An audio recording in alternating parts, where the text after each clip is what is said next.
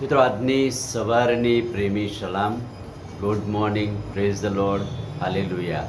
પ્રભુનો આપણે આભાર માનીએ છીએ કે પ્રભુ આપણો ખડક, પ્રભુ આપણો ઉદ્ધારનાર છે. અને ખડક એટલે પથ્થર, ગઢ, મજબૂત કિલ્લો. અને એ ખડક કે પથ્થર સાથે સરખામણી કરીને પ્રથમ વચન આપણે જોયેલું, ખ્રિસ્તની સંભાળ. 1 કોરિન્થી 10:4 આત્મિક ખડકનું પાણી એટલે કે ખ્રિસ્તની આપણા માટેની સંભાળ એ ખડક કે પહાડ બતાવે છે. પછી આપણે ગઈકાલે જોયું, ઈશ્વરમાં મારું તારણ ને ગૌરવ ને મારા સામર્થ્યનો ખડક ને મારો આશ્રય ઈશ્વરમાં છે. દેવનું પરાક્રમ, દેવની સંભાળ, દેવનું પરાક્રમ. અને આજે જે વચન છે, ઈશ્વરમાં આપણું રક્ષણ, પ્રભુ આપણી સંભાળ લે છે. ગીત શાસ્ત્ર 31:2, તું મારે વાસ્તે મજબૂત ગઢ તથા મારા બચાવને સારું કિલ્લો છે. એટલે કે પ્રભુ આપણું સામર્થ્ય અને આપણું રક્ષણ કરનાર ઈશ્વર છે.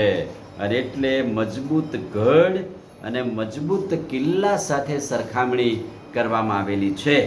ઈશ્વરમાં આપણું રક્ષણ છે એટલે કે એ જ ઈશ્વર મજબૂત ગઢ અને મજબૂત કિલ્લો છે. પ્રાચીન સમયમાં એટલે કે પહેલાંના જમાનામાં કિલ્લાને ગઢ રાખવામાં આવતા હતા જ. અને એની અંદર રાજા મહારાજાઓ યુદ્ધ કરીને સંતાઈ જતા હતા, સલામતીમાં બેસી જતા હતા અને ગઢ અને કિલ્લામાં પડાવ નાખતા હતા પોતાના બચાવને સારું.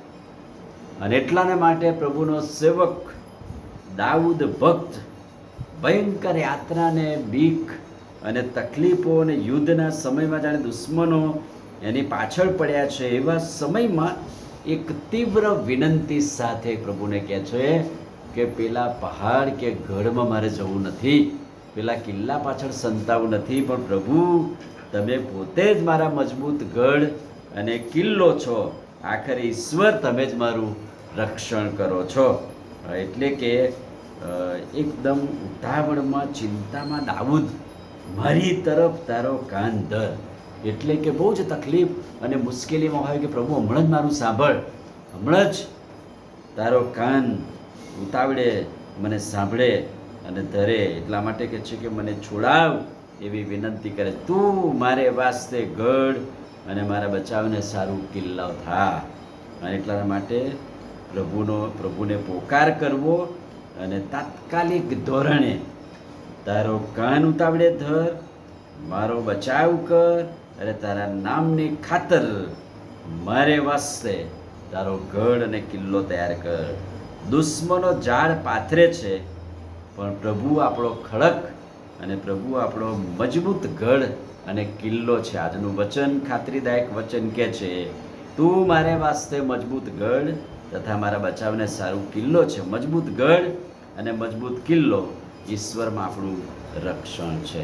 આમીન. પ્રાર્થના કરીએ. વાલા પ્રભુ, આજે સવારે અદ્ભુત ખાતરીદાયક વચન માટે આભાર. તમે અમારું રક્ષણ, તમે મારા ગઢ, મજબૂત ને કિલ્લો છો. પ્રભુ ઈસુના નામમાં માંગીએ છીએ, સાંભળો ને માન્ય કરો. આમીન. God bless.